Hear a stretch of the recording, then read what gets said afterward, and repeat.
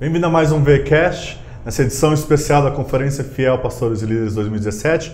Meu nome é Vinícius Múcio Pentel e eu tenho a alegria de estar com dois preletores da nossa Conferência Fiel Jovens do ano que vem, 2018, Heber Campos Jr. e Jonas Madureira. Obrigado por estar aqui conosco. Uma alegria estar aqui. Ano que vem nós vamos trabalhar o tema inconformados, esse choque de visão que o jovem sente quando ele entra no mundo, quando ele entra na universidade, quando ele entra no trabalho, principalmente aqueles que cresceram em lar cristão.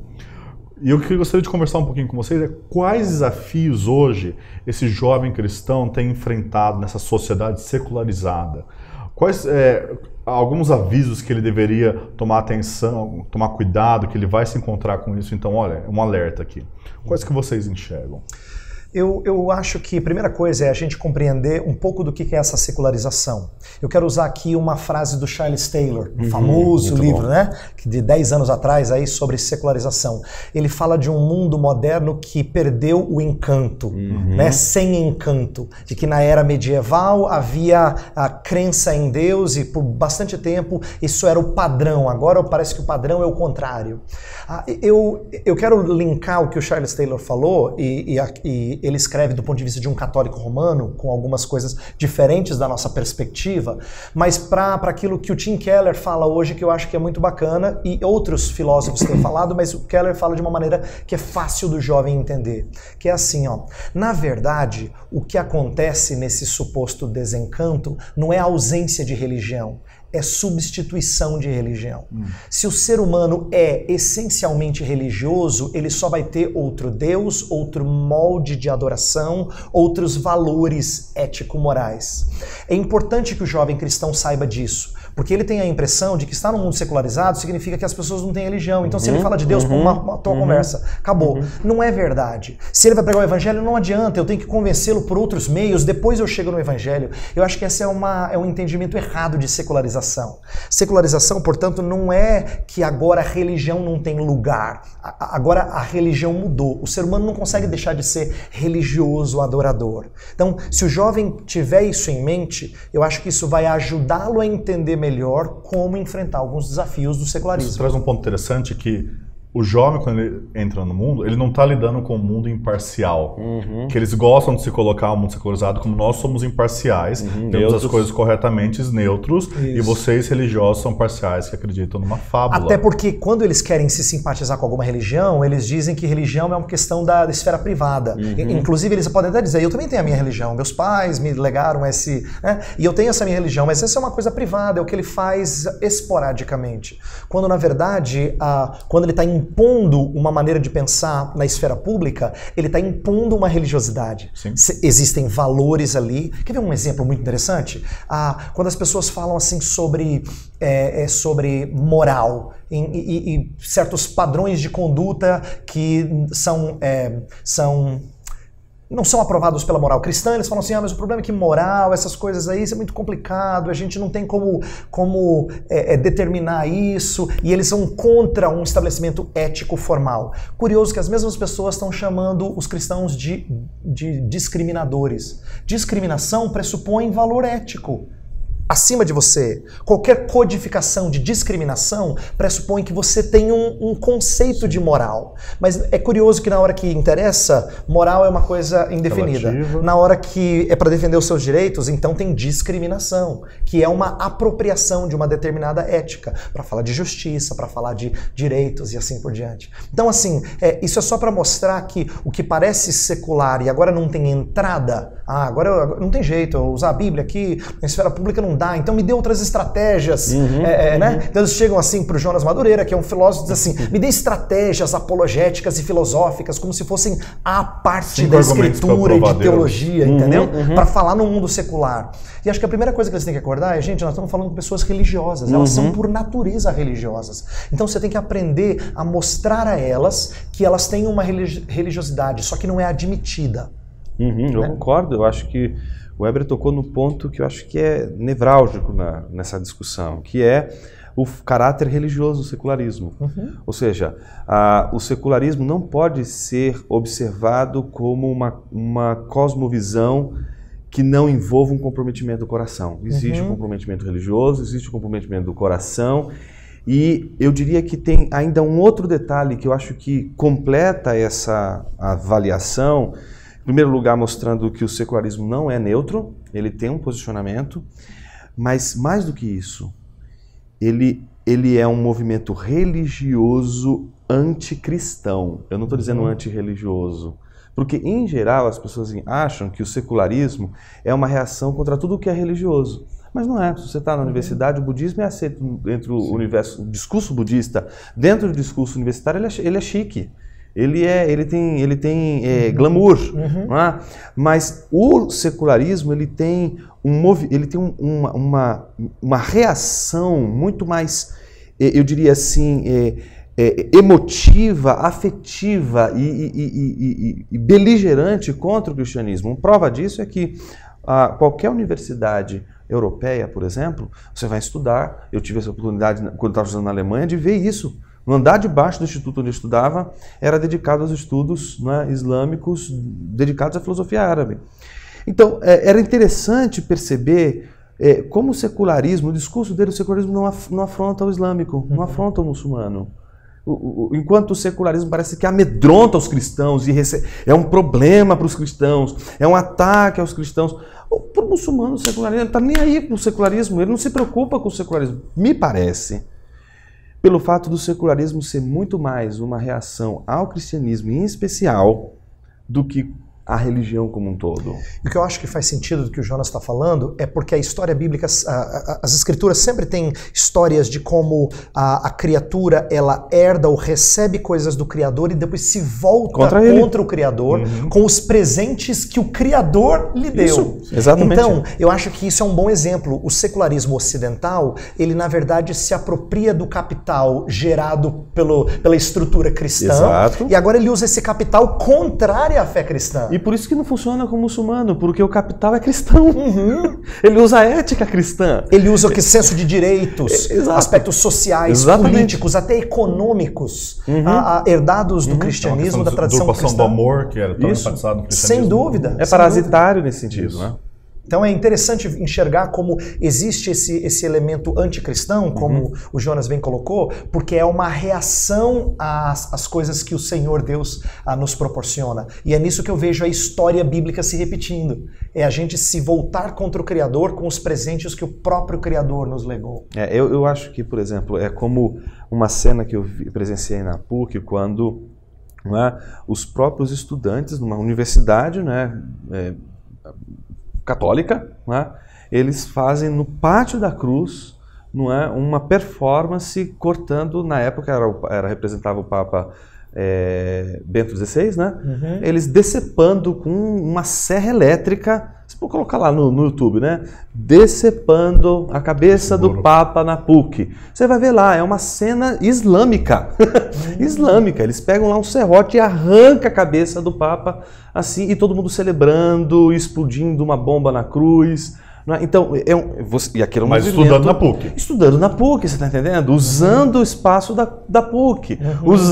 Então, essa incoerência que você notou muito bem, é o ateu que vai negar a existência de Deus usando a razão que Deus lhe deu. Exatamente. Então, esse contrassenso ele é muito claro, Eu acho que isso representa um aspecto que todo o cristão, universitário, o jovem, que vai lidar com a esfera pública, ele precisa notar. Isso gera em nós, acho que uma espécie de sensibilidade para não entrar no jogo de simplesmente, como você bem colocou, de usar uma apologética de guerra, de simplesmente vencer um debate e não entender o porquê que ela está fazendo esse movimento e fazer questões que sejam, eu acho, relevantes. Eu acho que o universo secularista, por ser tão questionador, jogou a gente para um lado de reação. Então a gente só tem que responder.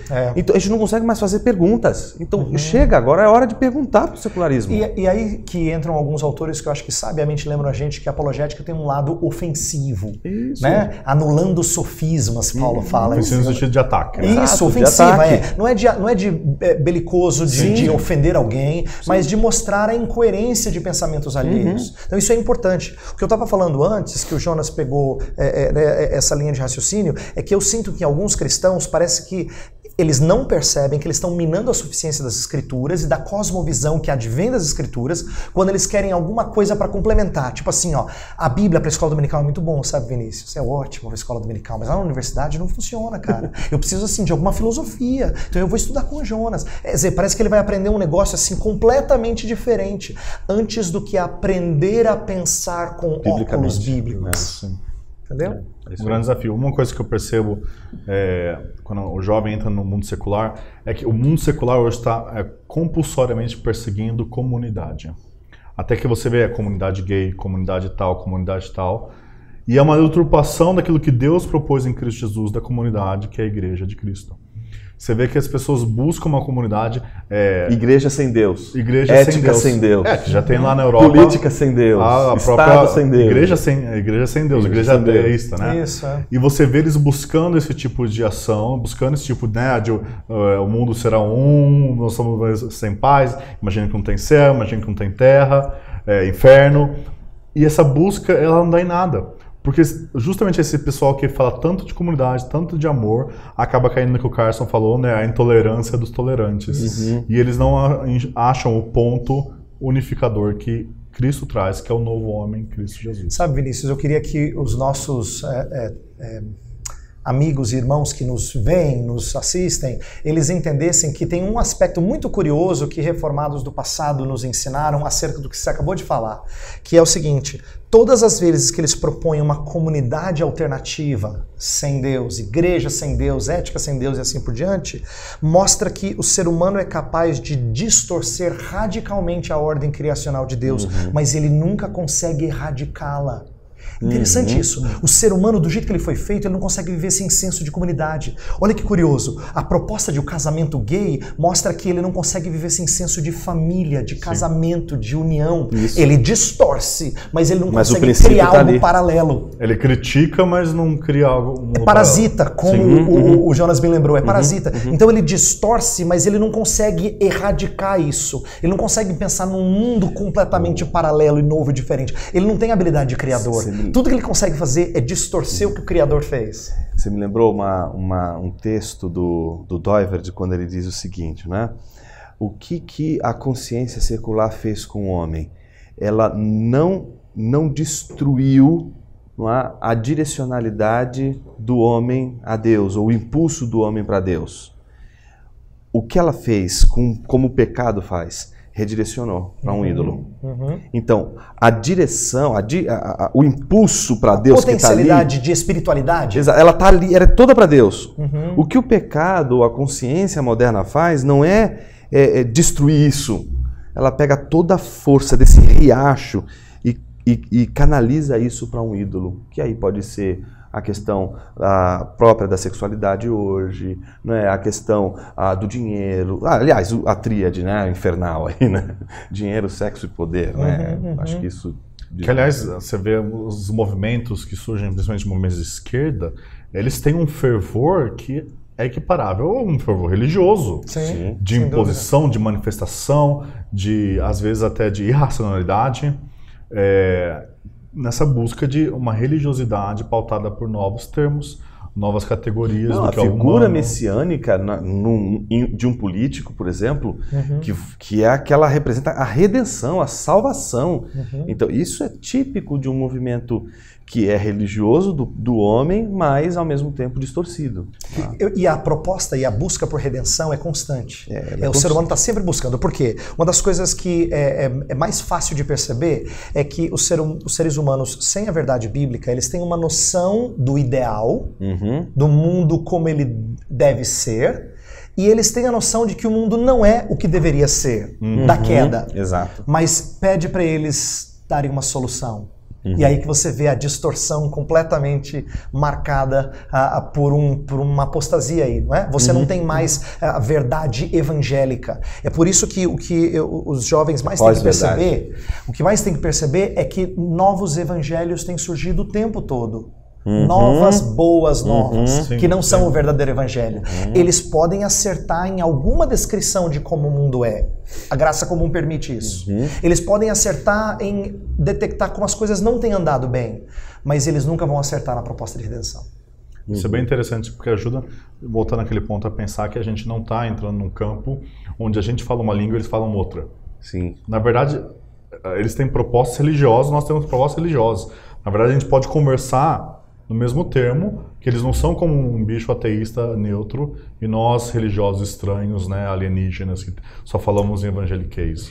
Mas eu acho que, embora os conceitos sejam os mesmos, alguns de nós têm falhado em não aprender a dialogar com eles. Então eu acho que vale esse alerta de que nós temos que aprender a traduzir o que nós cremos para uma linguagem que eles entendam, só que isso de forma a desafiá-los a pensar nas suas premissas. Até também traduzir a linguagem deles nos nossos termos, para eles verem que, na verdade, eles estão pensando em muitos termos religiosos, mesmo não usando termos como redenção. O Jonas, por exemplo, falou de cosmovisão como sendo um apego do coração, que é uma definição comum entre reformados, e eu endosso, eu concordo plenamente, porque isso mostra que religiosidade não é necessariamente Deus sobrenatural.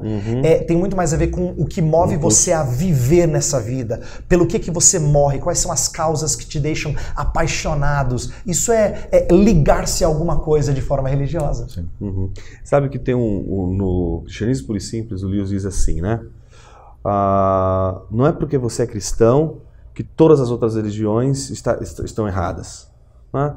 É possível que as outras religiões digam o que você também diz como cristão. No entanto, todas as vezes que o cristão, né, baseado na palavra de Deus, que diz X, e as outras religiões dizem Y, seja o cristianismo verdadeiro e todas as outras falsas. Então, eu acho que essa maneira de encarar as leituras hoje ela é importante porque ela não é aquela coisa que a gente pode simplesmente olhar o mundo sem, por exemplo, a chave da graça comum que o Weber está tão enfaticamente apontando, que a gente às vezes pode deixar escapar pelos dedos, e simplesmente partir para uma relação, né, de luta, de batalha e de vencer, porque não há nada ali que expresse de alguma forma a soberania de Deus. E não é isso.